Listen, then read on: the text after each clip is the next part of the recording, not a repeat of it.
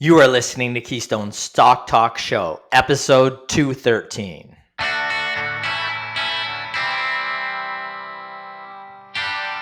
If this is your first time listening, then thanks for stopping by. This podcast is produced every week for your enjoyment, and show notes are found at www.keystocks.com. Come back often, and feel free to add the podcast to your favorite RSS feed or on iTunes. You can also follow us on Twitter at Keystocks and on Facebook. And keep submitting your stocks via the usual social channels or at our website, keystocks.com, for our Your Stock Our Take segment. And we just might review your stock in an upcoming show and let you know if it is a buy, sell, or hold.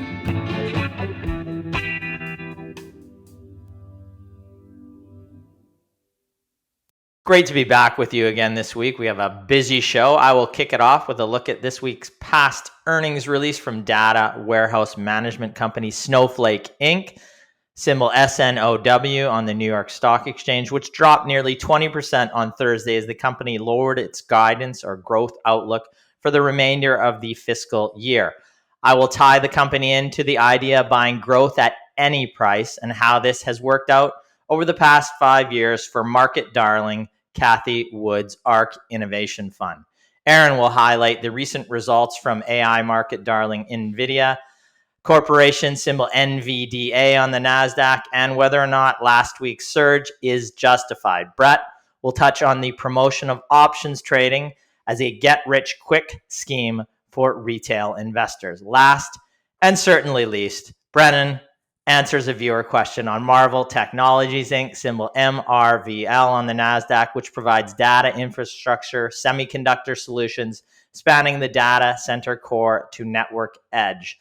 The stock has surged year to date despite posting a drop in revenues in its latest period. Is the increase justified or just based on AI hype? Brennan will let you know. All right, let's get to the show. Got my co-host here, Aaron, and the Killer Bees, Brett and Brennan. How you guys doing? Doing well. Horrible. Good weekend? You bet. Yeah, well, I had my daughter's dance recital, so that was thrilling. Nice. I watched about 41 individual dances on Saturday and about 28 on Sunday. So that was my weekend. It was good times. Good times. No, it was good. It was good to see that they put in so much effort into it all the year, and to see that culminate in their performances. And we had everything from like 5-year-old performances, which are super cute, to up to like the graduating class, like 18-year-olds, which were some of them were actually pretty awesome. So it was really cool to see. Good to see. I'm well versed with dance recitals because you did them. Yeah. Yes, I'm in. Just kidding. No, this is a joke. But my sister, she was always at dance recitals, and my parents would always bring me along because they made her suffer through my hockey games. But yeah, yes, which would have been painful. It's kind of a fun hangout. I enjoyed it, at least as a kid. I'm sure your daughter. There's a lot of girls there, Brennan. So there you go. Yeah, you should have been in dance. I don't know why more dudes don't use that as a strategy. I mean, literally in the whole thing, there was 3 or 4 guys, and it was all girls. It really is still female dominated. Hopefully, guys can get into it. I mean, it's super great exercise. I mean, that's why my daughter's in it, right? Like, I mean, she's in there 4 times a week. I mean, it keeps them super fit, and that strategy must be why my dad chose figure skating, I guess, because he kept him super fit. Oh, right, your dad was a figure skater, and he was high level, wasn't he? He was all right. Hey, we played a clip of him on there. He looked awesome. International. No, well, I mean, he did go to it was High Falls, Montana, I think, for several years in a row. I don't know if he actually placed, but he skated there. Well, that was the first time you saw him actually in that clip, was it not? Yeah. And I mean, it kind of blew you away. I mean, he anybody. So he never skated when you were alive, like after you were born? Not really. I mean, we skated together, but he had hockey skates on, and he would just do that's like a little 360 twirl. Yeah, a little twirl, but it wasn't like what he was doing back then. My dad. If you're listening, Dad, I'm sorry, but my dad's put on some pounds over the years. That's enough. That's enough. That's enough. I'm sorry. He's still fit. I don't know if your dad's listening, but we'll He definitely can send still him beat me in a golf game. So, That's can all still he beat me needs in to be golf. able to do. Plus, now he's going to take you down the next time he sees you because you're saying all Fighting this. words. An airing of the grievances Yeah. next time. Yeah. Brendan's making Okay. fun of his dad for gaining a couple I'm not- pounds, and it's like he had to give I'm up just saying he's skating not so he as could raise you. agile. Yes. That's why he gained the weight. The sacrifice. Yeah. Spending his He- time taking you to hockey instead of skating himself. Ungrateful SOB right here, I guess. you That's could say, hey. No, you guys have a good relationship. That's good. So, you guys do anything else this weekend, or should we get to the show because no one cares? I don't think anybody really cares. Do you guys? They care about your life, Aaron. Just yours, Aaron. My life, yeah. Well, Yeah. Well, speaking of your life, you have a cat named Snowflake, and I am going to I start do. talking It's about topical Snowflake. for me, and you've been called a bit of a snowflake. It's true. So Many times. yeah. You realize you can't use that anymore. We're going to have to cut that out. Keep it Can in. you not use that anymore? I don't know. I'm sure. I don't know what you still can use or that. can't use. As long as I'm talking about. Depends on what we're talking Well, about. I'm sure I'm good. Keep it in. Yeah, I think we're good. Okay. So this week, I'm going to talk a little about Snowflake, disappointed in terms of their outlook going forward, growth at any price, and tying in Kathy Woods' ARK fund. So let's start with Snowflake. Price $150, almost a $50 billion market cap. Last week, the news dropped and the stock dropped nearly 20% after the company lowered its fiscal 2024 guidance. Now, what does the company do? It's always good to have an idea of what this company does. They are a provider of cloud-based data warehouse solutions. Its services comprise of data warehouse modernization, analytics, data exchange, and engineering, data science, and others. Now, the company has a strong track record of growth, as we can see here. Revenues, since it's been a public company, have surged from 96.7 million in 2019 to 2.25 billion over the last 12 months. That is a remarkable growth rate. And gross profit has also had a massive surge over the same period, from 44.9 million to 1.48 billion over the past 12 months. Cash flows from operations is also increasing, which is a good thing to see there, from a loss in 2019 to 660 million in terms of operating cash flow over the last 12 months. All of these things are good, but price is what you pay for the stock and value is what you get. So what is the value of the stock? Let's look at a couple of ratios currently on Snowflake. Now, its price to sales is 22.8. Its price to operating cash flow right now is 72. Price to GAAP earnings, well, there's no GAAP earnings, so it's negative. There's no trailing GAAP earnings on the stock. Similarly, there is no trailing EBITDA, so its EV to EBITDA is negative. Now, let's compare this to some of its what I'd call quasi peers. We'll use a price to sales metric here. As like I said, there's no GAAP earnings, and cash flow really is just emerging to better levels. So Snowflake trades at a price to sales in the range right now of 23. Well, this is close to all-time lows for the stock. It is significantly higher than its largest, quasi competitors in Amazon's AWS and Microsoft's Azure. Multiple of 25 or 23 times sales. Despite the drop in the stock, that 20% drop in the stock. And it just gives the company little room for error. And we saw this play out in real time for the stock when it reported strong growth over this past week, but not to the incredible level of the prior periods and a slowing growth rate going forward. So the stock then dropped 20%. And again, we'll look at the numbers that the company put out over the past week. Q1 2024 numbers saw revenue up 48%. So that's very strong revenue growth compared to the first quarter of fiscal 2023. That represents, however, a slowdown from fiscal 2023 when revenues grew at 69%. If we see here too, non-GAAP earnings came in at 54 million. That was up from a loss of 2 million in the same period a year ago. that's pointing in the right direction. But stock-based compensation costs still led to a loss on a GAAP basis. And we've talked about Snowflake in the past in terms of its high stock-based compensation. But despite the 48% increase in Q1 earnings, the growth rate declined in revenues, the growth rate declined from 69%. The company guided for the year at 2.6 billion in terms of product revenue. That would be a yearly increase of around 34%. Now, in most cases, 34% growth in terms of revenues is a great number. But when you're trading at the time of the release, nearly 30 times sales, over 80 times operating cash flow, there is no room for error. Now, perhaps Snowflake is the next unicorn, meaning 10 to 20 years from now, we'll look back at Snowflake and we'll say it's had the same sustainable growth levels of, say, Microsoft, Amazon, or the Alphabets of the world. But the trouble with predicting it will be a unicorn is that basically, by definition, there's basically no way to find these unicorns. My main point is constructing a portfolio based on finding the next true disruptor or unicorn and paying any price for it is not good process. Snowflake is a remarkable growth story, but I will not pay any price for a stock.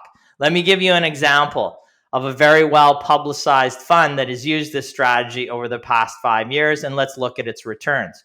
This is the ARK Innovation Fund, Kathy Woods' flagship fund. Now, if we look at it ARK is up 23% year to date during the tech bounce. I guess good on Kathy here, or is it really? If we look in a second, we're going to look at the NASDAQ 100 over the past 5 years. It's surged nearly 28% year to date. So in fact, using this disruptor or growth at any price strategy, the fund has underperformed, and in most cases, very significantly underperformed the NASDAQ 100, as we see right here. Even the S&P 500 has outperformed over the long term this fund. So one could just argue that the fund is, and whoever's running it, Kathy Woods, is just not a good stock picker. And I might agree. But it also really points out just the folly of paying any price or any multiple for a given stock, no matter how great you think the business is. Yeah, well, still 22 times sales. And I recall, we've brought it up on the podcast before, but like the actual unicorns, Google, or I guess Alphabet, do you remember, Ryan, what the highest price to sales it ever received? Which ones? Alphabet or... I think Amazon got to 40, but that was only during the dot-com boom when it didn't have any earnings. It was 42. So the other companies that you mentioned there, the Microsofts, the Alphabets of the world, basically, never got to the price to sales metrics that these companies particularly did during the pandemic boom, when they got to dizzying levels. But even when you're looking at 25 times, 23 times, which Snowflake is at right now, sales basis, they just briefly touch those levels if they in fact even get to them. Snowflake has been well above that. And this is, again, at a 15% drop from where it was just a week ago. It's just gotten to the levels where it's trading closer to its all-time low in terms of price to sales. But that is still a lofty valuation. It's not to say, that's not what we're saying, that this company is a bad business. It looks like a great business. The growth rate there is tremendous. But are you willing to pay any price for this stock?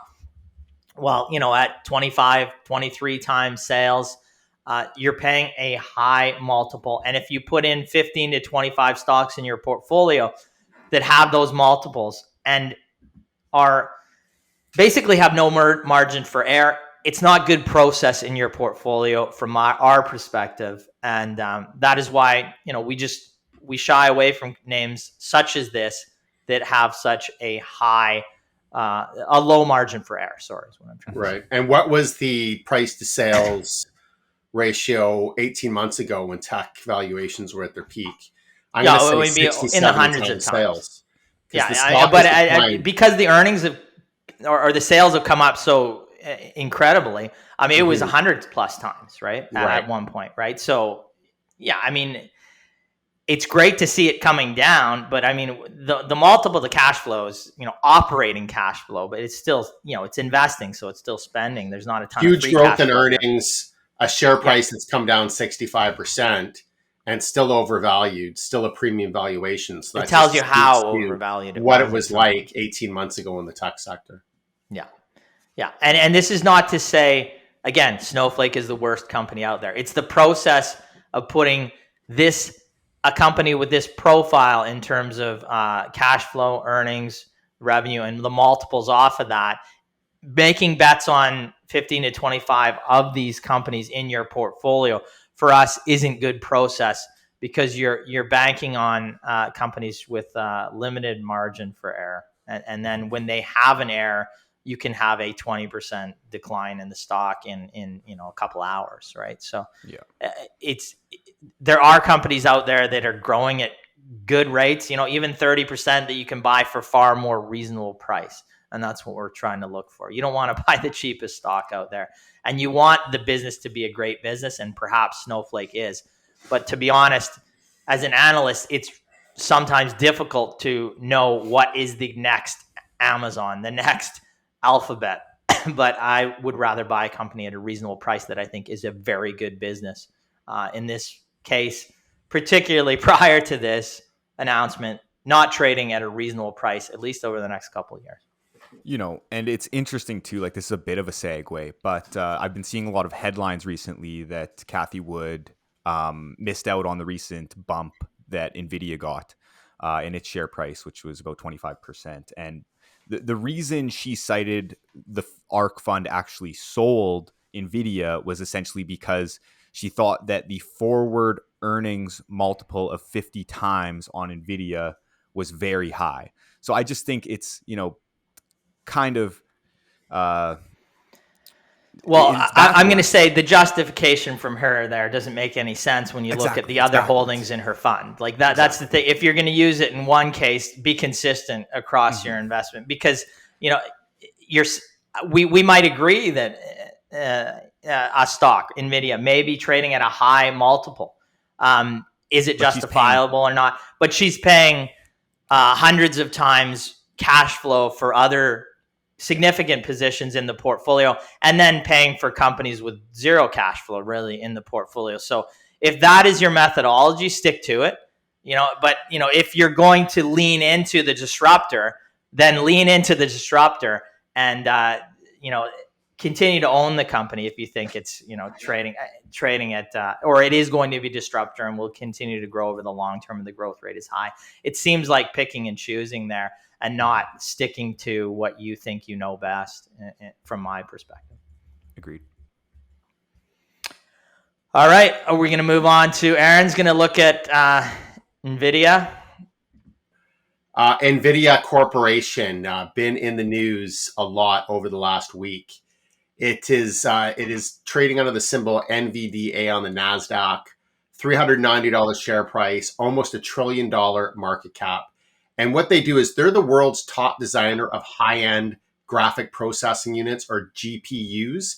And these are used in markets like AI systems, data centers, high-end PCs for gaming, and then also automotive systems.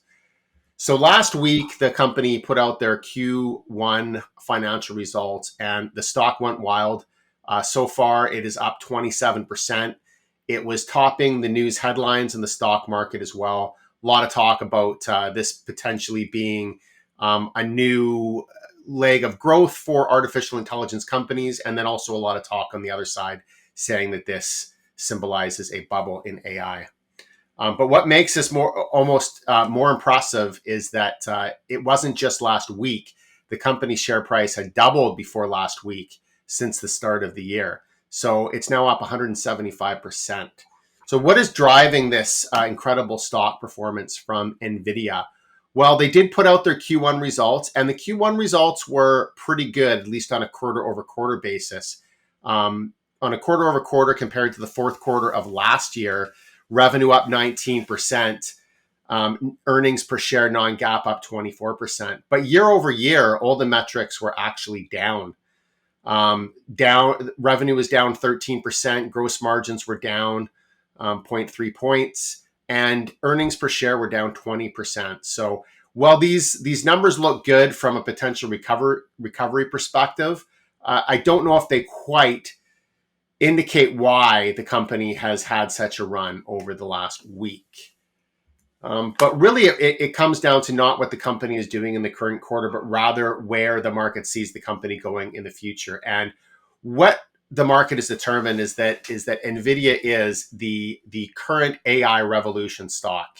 It is a favorite in this space right now. This makes a lot of sense. When we think about AI companies, most of the attention usually goes to software companies. I mean, you have OpenAI, not public, but they have software that is being brought to the consumer market by Microsoft, which of course is public.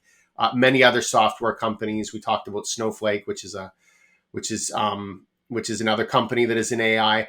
But Nvidia really, they're a hardware company. So what they do is they build these high-end graphic processing units, and this is really the backbone infrastructure of advanced AI systems. So GPUs historically were used mostly in gaming.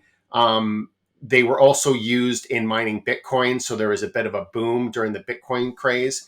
But recently, they've been used a lot in AI because AI systems require a lot of computation, and GPUs are really fast. So this is where Nvidia is getting their growth from, and this is why there's so much excitement around the stock right now.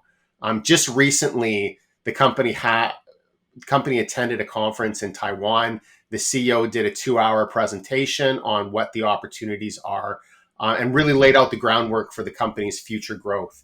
And I just grabbed a couple of the highlights from this presentation, as well as from the company's Q1 conference call.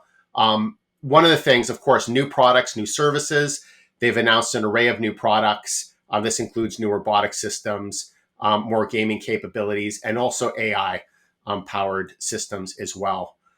They've also announced an AI supercomputer platform. So they're launching a supercomputer platform that is going to aid tech companies in developing new AI programs similar to ChatGPT. They talked about their evolution, how in the past, NVIDIA has really been more of a computer graphics chips manufacturer. Now it is focused on the AI revolution. One of the things that really impressed the market was that the company's Q2 forecast was well beyond analyst estimates. And this is driven by demand for AI data center chips. I'm looking at the data center operations. This is another area of huge growth for the company. So they have technology which is transforming data center. And this was really evident in their financial results with data center revenue at a record of over $4 billion. And they've also announced a lot of new partnerships as well. So they're partnering with companies across different industries to build AI infrastructure. And this includes healthcare, finance, advertising, just to name a few. So really, the market is looking forward here at a company that is growing in the AI space. Now, I pulled up some analyst estimates on the company just to see where the valuation and the growth is sitting. Of course, we're always going to take these with a grain of salt. We're not going to put too much credibility in them. But based on what the expectations are from the company, they don't seem to be too far off.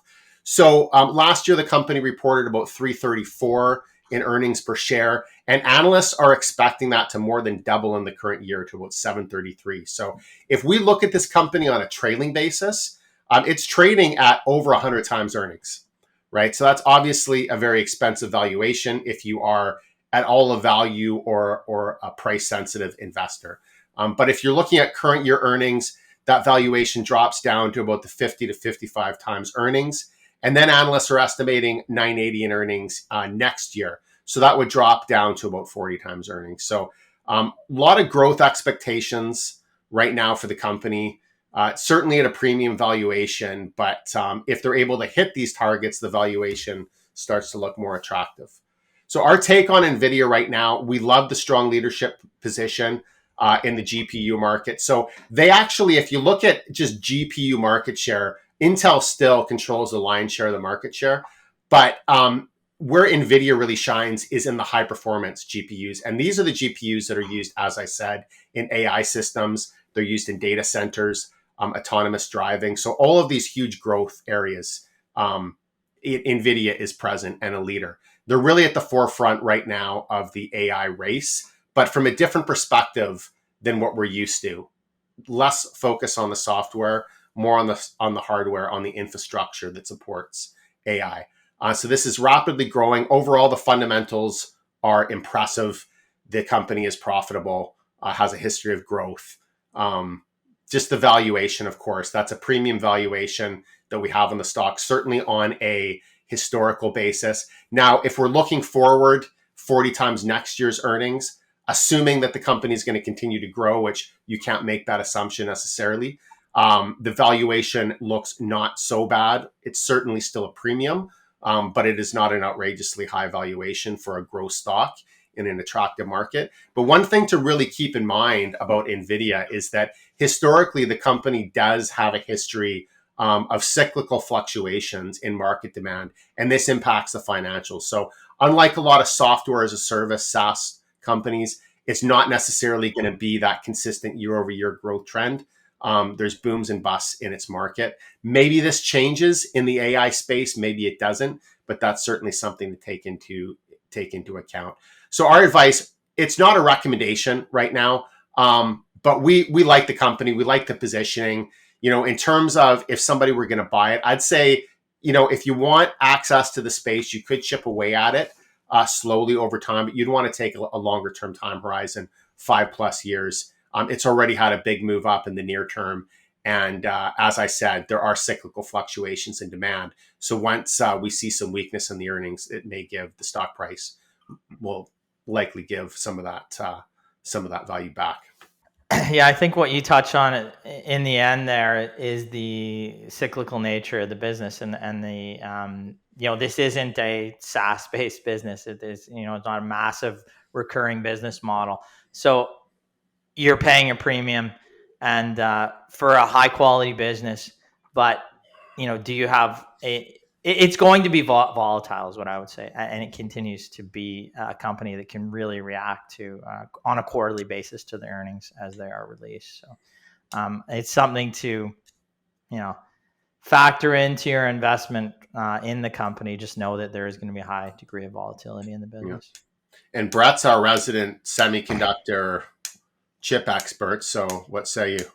Yeah, so I would agree with him. Overall, it's, in my opinion, it's priced to perfection, I would say, at the current time. Because right now, they, like Aaron said, they effectively have a monopoly in the data center for discrete GPUs. And as well, when Aaron was saying before, Intel holds for graphics for consumer. That's somewhat, there's kind of two sectors. So there's integrated graphics, which Intel has, because it's in their CPU. But when you go to discrete graphics, it's split more between Nvidia and then AMD, and Intel is just starting to get into that space, but Nvidia still holds a lion's share in that.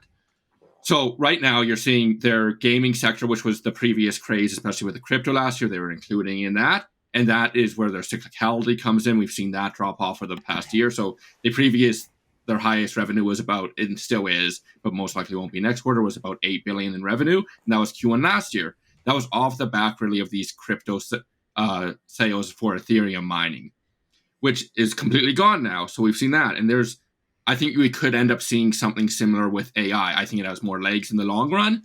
But let's say we see a bunch, and I think this is the case, is we're seeing a bunch of companies who are just panicking to get into AI, and they're heavily investing up front.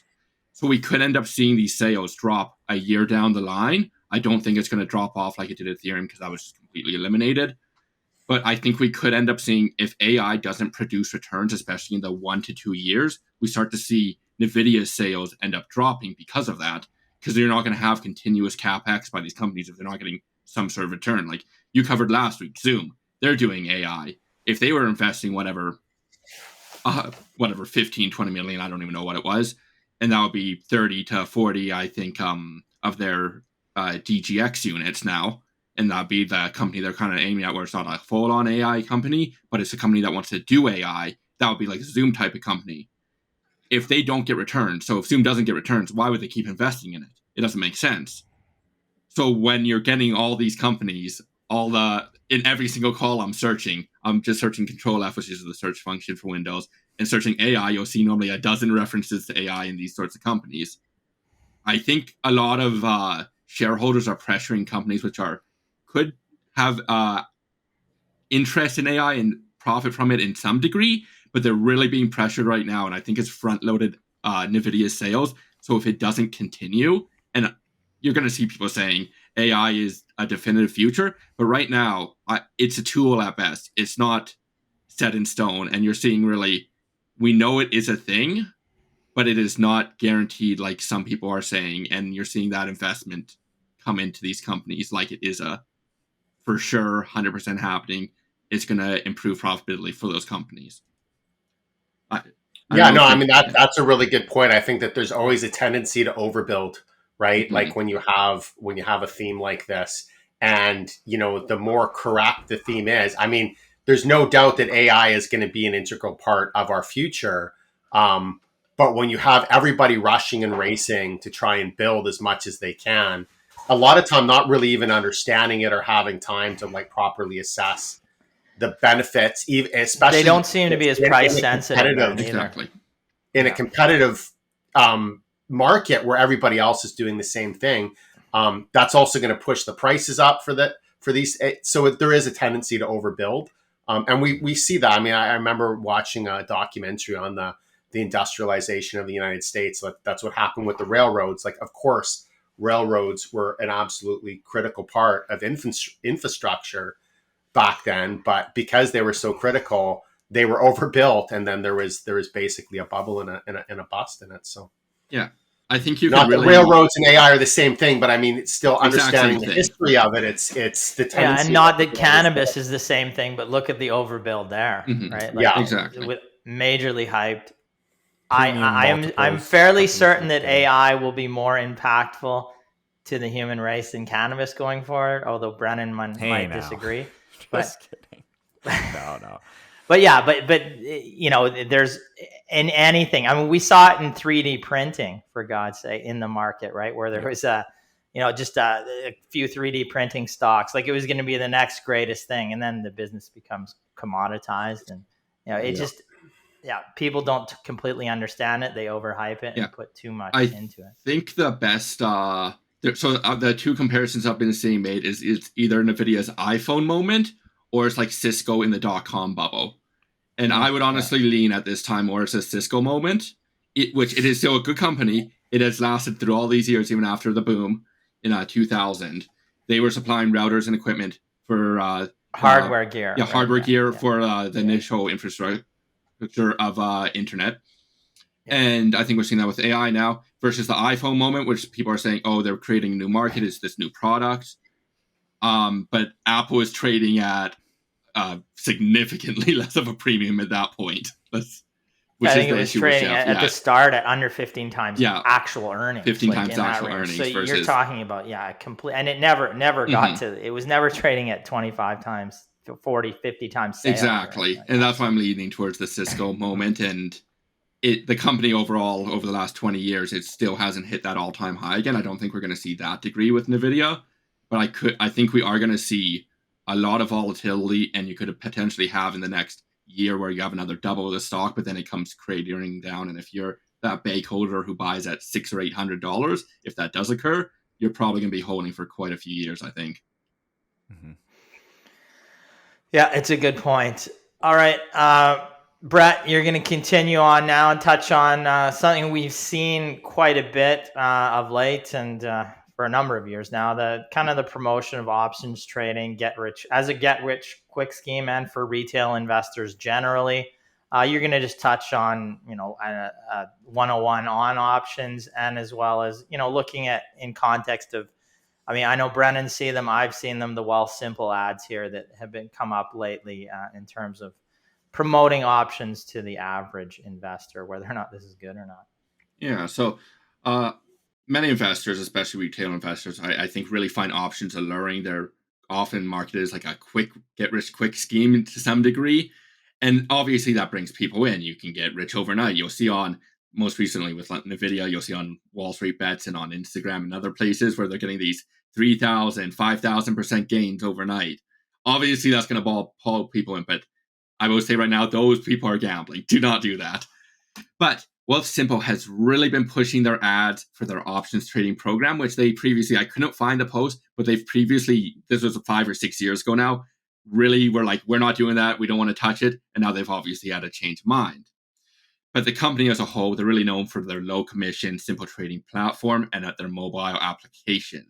So, but they are now advertising $2 per contract option trading for US securities and saying they have made options trading simple and it is quick to sign up.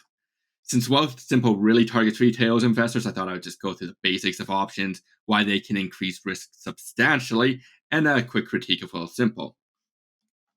First off, just the basics of options tradings. If you are familiar with options, this is really for you, just to give people an idea if they aren't familiar with options at all as a concept. First off, the options come in really 2 basic types. You have your calls and your puts. If you buy a call, you have the right, but not the obligation to purchase the underlying, in this case, a stock at a certain price, known as the strike price, but not the obligation to do that. So you don't need to do it. You get the choice of buying it at that price or not. And puts are the right to sell, but not the obligation. So the general theme is if you think a stock is going to go up in their most simple form, you would buy a call. But if you think the stock price is going to go down, you would buy a put. When you purchase an option, you pay what is known as an option premium, which is just simply the price of the option contract. The price of the option contract is determined by the following factors: the price of the underlying, which is in this case most likely the stock which you're looking at, the strike price, which is the price which you can either buy or sell the underlying at, the time to maturity, the implied volatility of the underlying stock, so how much it's changing day over day, month over month, week over week, and so on, and interest rates, as well as dividend expectations. For a call option, the lower the strike price, the higher the premium, and for a put, it is reversed, so the higher the strike price, the higher the premium. And for both, the longer the maturity and the higher the implied volatility, the higher the premium for both calls and puts.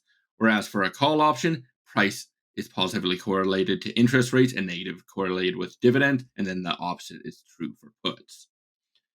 Option contracts are normally the underlying for stocks, so it's normally 100 stocks. So if you see a quote for a $10 option and purchase 1 contract, you actually pay $1,000 to purchase the option. The exact pricing of options can be broken down into Greeks, which are just notations for the equation of how option premiums change due to certain factors. I'm not really going to get into them because that would be not even just a lecture, it would be a whole course. But as a starting point, if you really are interested into looking into options, look into the 5 main Greeks: delta, theta, veta, gamma, and rho. But in simple terms, just why are options so risky? The answer is leverage. A real world example, using a short dated option, which tend to have higher leverage, Nvidia is trading at $389, and we're going to use a strike price of $387.5 with a June 23 call, so next week from the time of recording. And that option currently trades at a price of $10.45. These are just from Friday close, just for reference. And this would result in a leverage of over 20 times. So you can multiply the impact of the price change by 20 times. Just to give you an idea of how much options fluctuate in price, the option price ranged from $6.25 to $12.20 during Friday's session, while the stock price only changed from $3.75 to $3.92. So a vast difference in how much you can leverage your wealth. Now, circling back to Wealthsimple, I have a couple issues with their advertising. First off, $2 a contract is not exactly cheap. Cheaper options do occur, and that was a pun intended. But for example, Interactive Brokers, they offer US options for 65 cents each. So you're not exactly getting a deal here, but that's just me being cheap, and I'm going to point that out just because they're really advertising that point. And as well, they have $2 per contract, but banks offer cheaper per contract, but then they also have a flat fee. Most of the banks are about $1.25 per contract, and then they charge about a $10 commission on top of that. But if you're buying a ton of contracts, at that point, it ends up being cheaper to be actually with these banks, which they're saying, oh, they're ripping you off. Second, which is honestly the much bigger issue, is the risks are just not emphasized enough within ads and then the initial app and then on their landing page from the ads. Wealthsimple only provides a very brief description like I did before, which is just not enough to start trading options. You should not be trading options just off that limited information. It's a starting point, but by no means even close to the end point. So on the landing page, they advertised options trading in 5 minutes, which for the average person who stumbled on their ads from social media, Instagram, Reddit, that sort of thing, where they have been advertising, I've seen that quite a few places otherwise, where Facebook as well. If that is your first introduction to options, that is just reckless advertising by Wealthsimple. And like all ads, of course, they're focused on the great benefits of options, but in reality, options are just financial tools and they can be used improperly if not understood.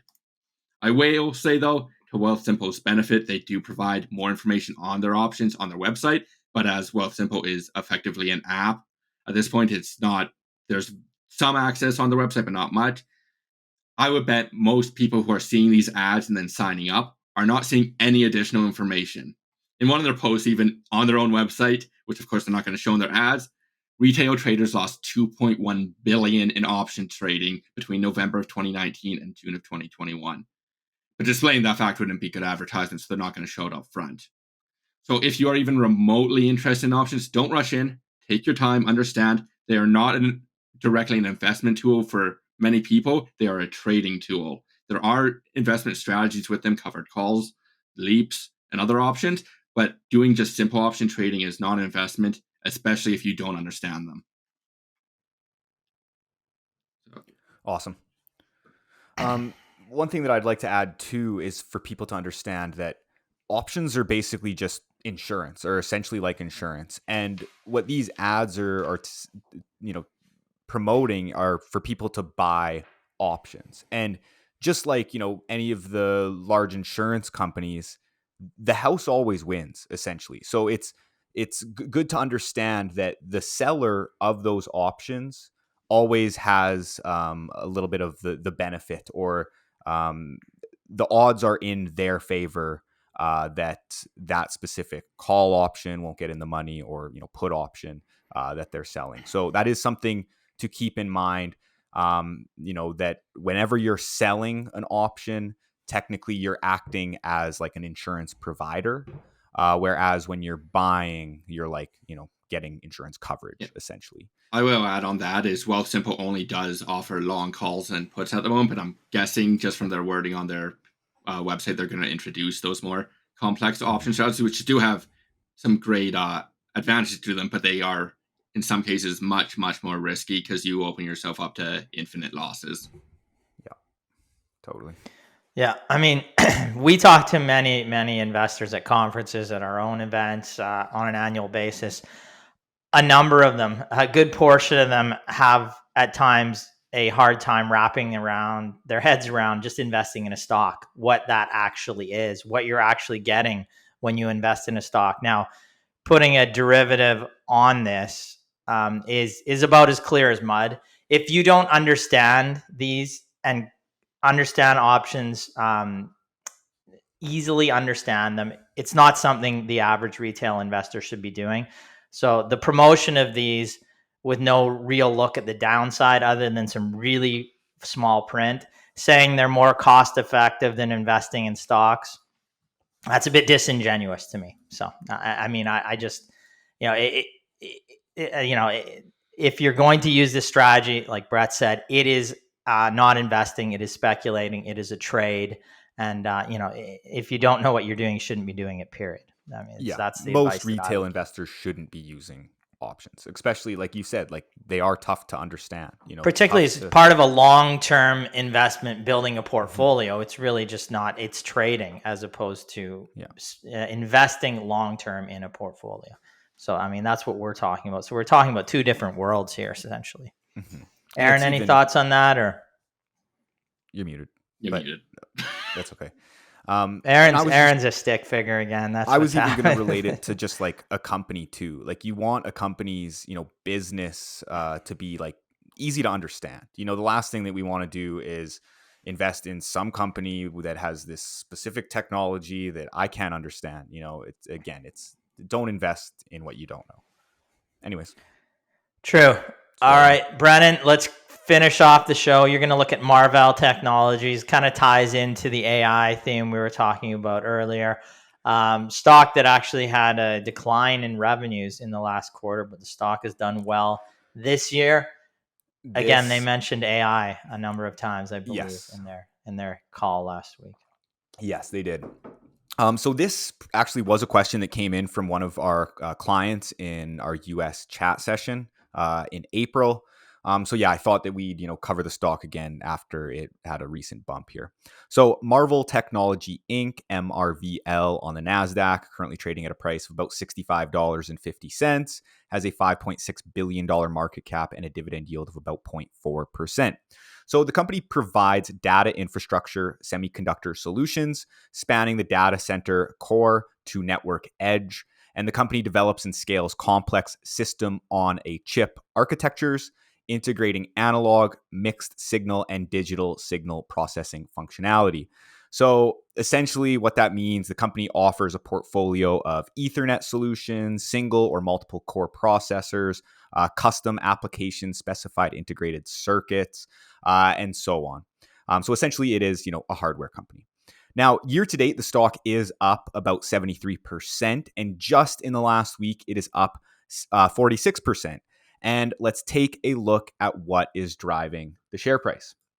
So, number one, following the release of its Q1 2024 results, the CEO, Matt Murphy, commented that AI is acting as a great growth driver for the company, stating that AI has emerged as a key growth driver for Marvell, which we are enabling with our leading network connectivity products and emerging cloud-optimized silicon platform. While we are still in the early stages of our AI ramp, we are forecasting our AI revenue in fiscal 2024 to at least double from the prior year and continue to grow rapidly in the coming years.